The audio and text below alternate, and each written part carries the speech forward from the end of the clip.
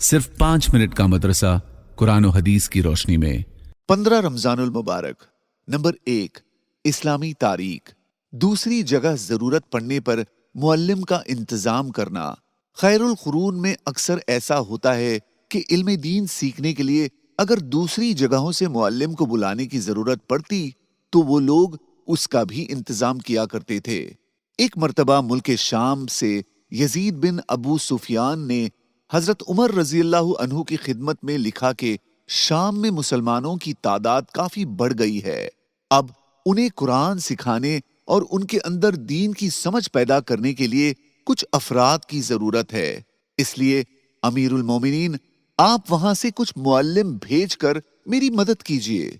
ये खत मिलते ही हजरत उमर रजीअल्लाहु अन्हु ने हजरत मुआज बिन जबल, हजरत उबादा बिन सामित, हजरत उबय बिन काब, हजरत अबू अय्यूब और हजरत अबू दर्दा रज़ियल्लाहु अन्हुम को बुलाया और उनसे कहा कि शाम के भाइयों ने कुरान की तालीम और दीन की समझ हासिल करने के लिए मुअल्लिमीन की दरख्वास्त की है, तो तुम पांचों में से 3 अफराद चले जाओ। चुनांचे उनमें से हजरत उबादा बिन सामित, हजरत मुआज बिन जबल और हजरत अबू दर्दा रज़ियल्लाहु अन्हुम चले गए। नंबर 2, अल्लाह की कुदरत। हाथी।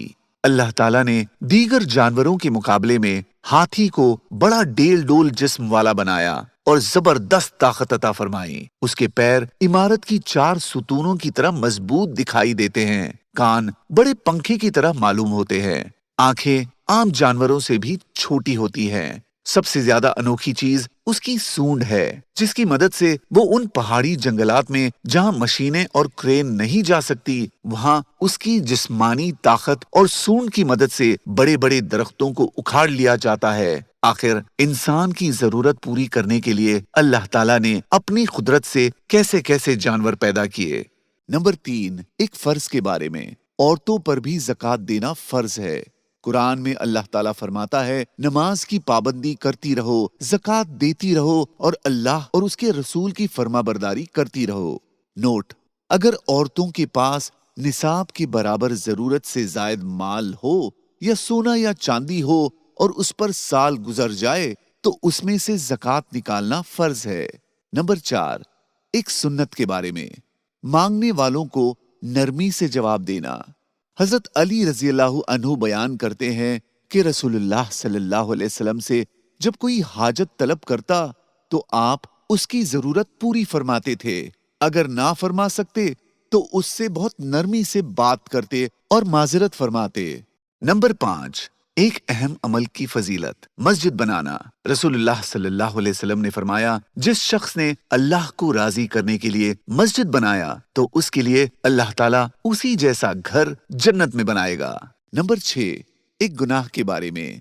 कर्ज ना लौटाने की नीयत से लेना। रसूलुल्लाह सल्लल्लाहु अलैहि वसल्लम ने फरमाया, जो शख्स किसी से कर्ज ले और दिल में ये पक्का इरादा कर रखे कि कर्ज पूरा पूरा नहीं लौटाएगा तो वो अल्लाह से एक चोर की हालत में मुलाकात करेगा। नंबर 7, दुनिया के बारे में। हर रोज बदन का सदका निकालना।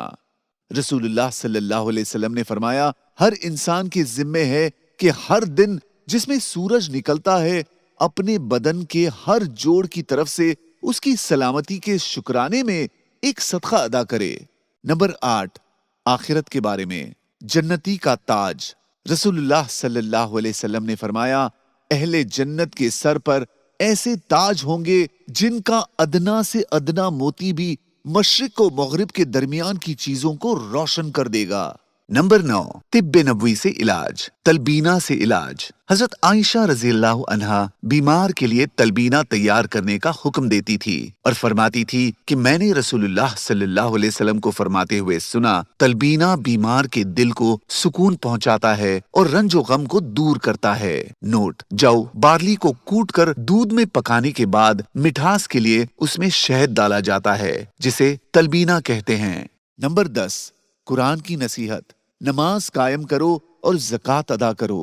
कुरान में अल्लाह ताला फरमाता है, और नमाज कायम करो और ज़कात अदा करो और याद रखो कि जो भलाई का अमल भी तुम खुद अपने फायदे के लिए आगे भेज दोगे उसको अल्लाह के पास पाओगे। जज़ाकल्लाह।